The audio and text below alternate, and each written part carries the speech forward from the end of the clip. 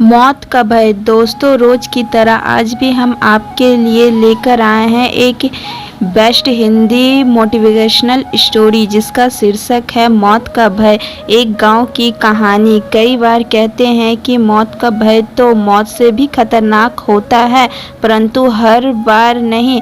कभी कभी डर हमें मार देता है, लेकिन कभी कभी डर हमें निखार देता है। यह हमारे विवेक पर निर्भर करता है कि हम उस डर को किस तरह से समझ पाएं। कई बार डर हमारे लिए खतरा बन जाता है, तो वही डर हमारे लिए जीवन का ऑफर भी बन सकता है। अगर इस ऑफर को समझ लिया जाए तो दिमाग से डर नाम की चीज़ ही नष्ट हो जाएगी। दोस्तों, इसी पर आधारित हम आपके लिए यह स्टोरी लेके आए हैं, जिसे सुनकर आप भी मोटिवेट हो जाओगे और यह कहानी एक यादगार बन जाएगी। तो चलिए आज इस कहानी की शुरुआत करते हैं। एक बार की बात है, एक गांव जो कि एक नदी के किनारे स्थित था। नदी बहुत ही बड़ी तथा गहरी थी। गांव के लोग बहुत खुशी खुशी रहते थे। पानी की कोई कमी नहीं थी। सभी लोग अपने इसी गांव में बड़े मस्त रहते थे। उन्हें किसी बात की कोई परेशानी नहीं थी। लेकिन संकट तो बारिश के दिनों में रहता था।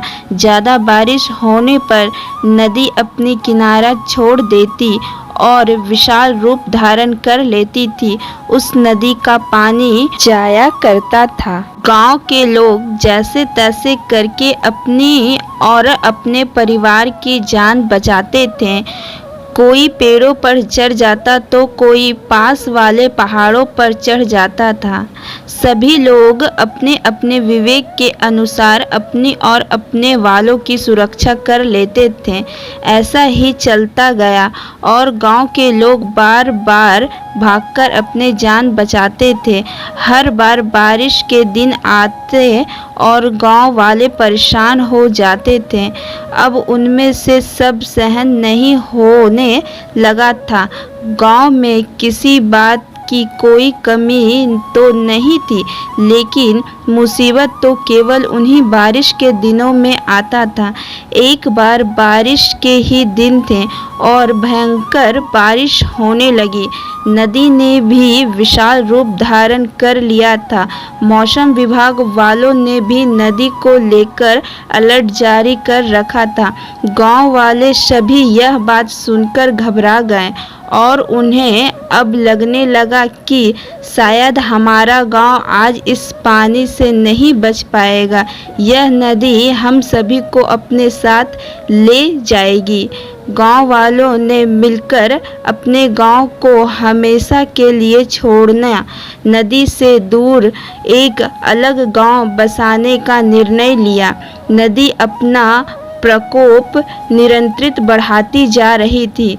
नदी के इस बढ़ते हुए प्रकोप को देखकर गांव वालों ने गांव छोड़कर जाने का पक्का कर लिया और गांव वाले सभी लोग जाने के लिए तैयार हो गए थे। लेकिन उसी गांव के एक आदमी ने अपनी जन्मभूमि को छोड़कर जाने से मना कर दिया। गांव के सभी लोगों द्वारा काफ़ी समझाने पर भी उसने एक भी नहीं सुनी। गांव वालों ने कहा, मित्र, यह नदी हमारे लिए विनाश का कारण है। हमारे दादाजी, पिताजी तथा कई लोग इस नदी के सैलाब में समा गए, फिर भी तुम्हें इससे डर नहीं लगता? इतना सब कुछ होने के बावजूद भी तुम अपना जान बचाना नहीं चाहते? अपनी इस हट के कारण तुम इस नदी में बह जाओगे। हमारी बात मानो और चलो हमारे साथ।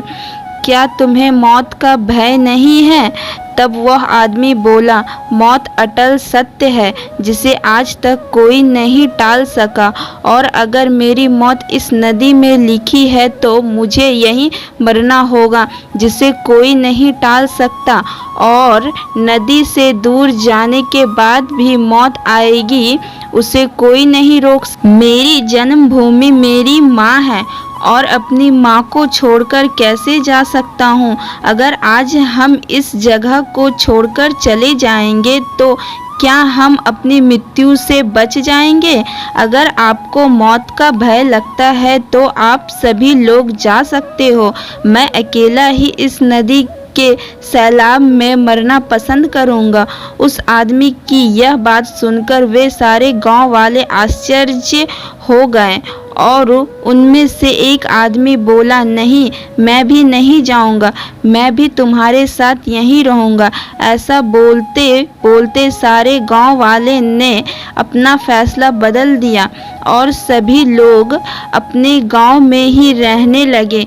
गांव वालों ने अपनी एकता को फिर से मजबूत किया और फिर से पहले की तरह अपने गांव में खुशी खुशी रहने लगे। कहानी से सीख। दोस्तों, इस कहानी से हमें यह सीख मिलता है कि जो जन्म देता है उसकी मृत्यु निश्चित होती है, चाहे वह कितना भी सावधान या सुरक्षित क्यों ना हो जाए। मौत से कैसा घबराना, मौत जिस दिन आना है उसी दिन आएगा। मौत किस तरह आएगा इसका कोई भी अनुमान नहीं लगा सकता। दोस्तों, मैं उम्मीद करती हूँ कि यह आर्टिकल आपको ज़रूर पसंद आया होगा। दोस्तों, इस आर्टिकल को अपने सभी दोस्तों और परिवार वालों के साथ भी शेयर करना और इस तरह की कहानियाँ डेली सुनने और हमसे जुड़े रहने के लिए आप हमें सब्सक्राइब भी कर सकते हो। धन्यवाद।